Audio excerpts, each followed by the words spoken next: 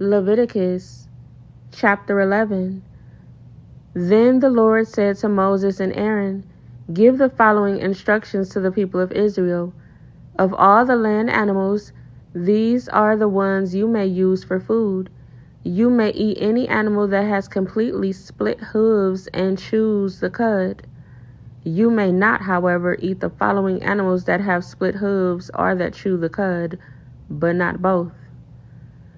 The camel chews the cud but does not have split hooves, so it is ceremonially unclean for you. The hyrax chews the cud but does not have split hooves, so it is unclean. The hare chews the cud but does not have split hooves, so it is unclean. The pig has evenly split hooves but does not chew the cud, so it is unclean. You may not eat the meat of these animals or even touch their carcasses. They are ceremonially unclean for you. Of all the marine animals, these are ones you may use for food.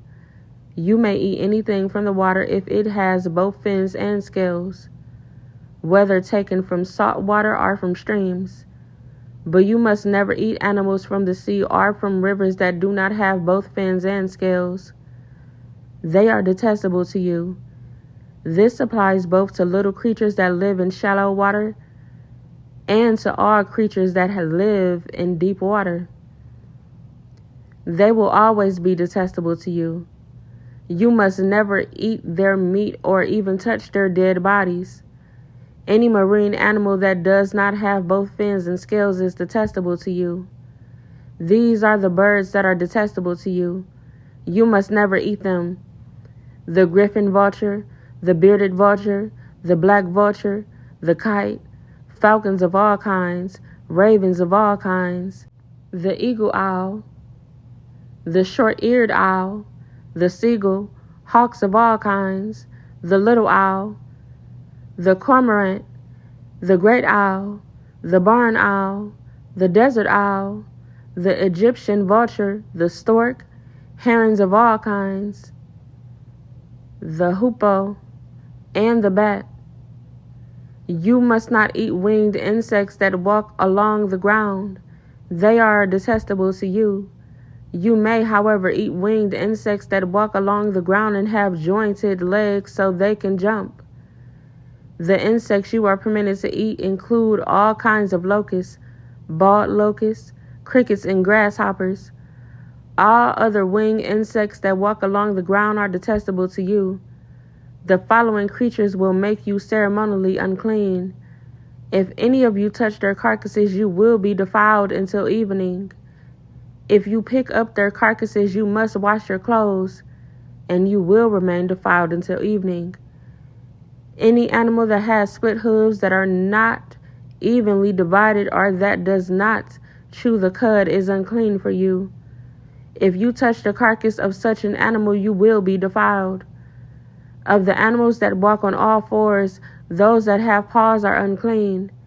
If you touch the carcass of such an animal, you will be defiled until evening. If you pick up its carcass, you must wash your clothes, and you will remain defiled until evening. These animals are unclean for you. Of the small animals that scurry along the ground, these are unclean for you: the mole rat, the rat, large lizards of all kinds, the gecko, the monitor lizard, the common lizard, the sand lizard, and the chameleon. All these small animals are unclean for you. If any of you touch the dead body of such an animal, you will be defiled until evening. If such an animal dies and falls on something, that object will be unclean. This is true whether the object is made of wood, cloth, leather, or burlap.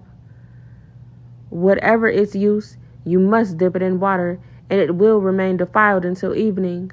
After that, it will be ceremonially clean and may be used again. If such an animal falls into a clay pot, everything in the pot will be defiled, and the pot must be smashed. If the water from such a container spills on any food, the food will be defiled, and any beverage in such a container will be defiled. Any object on which the carcass of such an animal falls will be defiled. If it is an oven or hearth, it must be destroyed, for it is defiled, and you must treat it accordingly. However, if the carcass of such an animal falls into a spring or a cistern, the water will still be clean, but anyone who touches the carcass will be defiled. If the carcass falls on seed grain to be planted in the field, the seed will still be considered clean. But if the seed is wet when the carcass falls on it, the seed will be defiled. If an animal you are permitted to eat dies and you touch its carcass, you will be defiled until evening.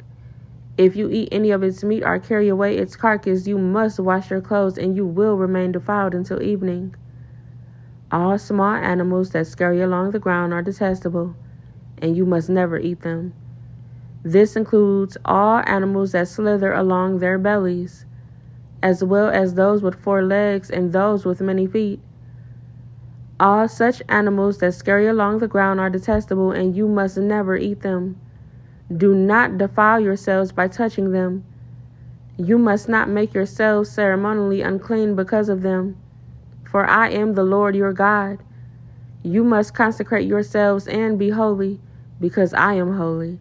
So do not defile yourselves with any of these small animals that scurry along the ground. For I, the Lord, am the one who brought you up from the land of Egypt, that I might be your God. Therefore you must be holy, because I am holy. These are the instructions regarding land animals, birds, marine creatures, and animals that scurry along the ground. By these instructions you will know what is unclean and clean, and which animals may be eaten and which may not be eaten.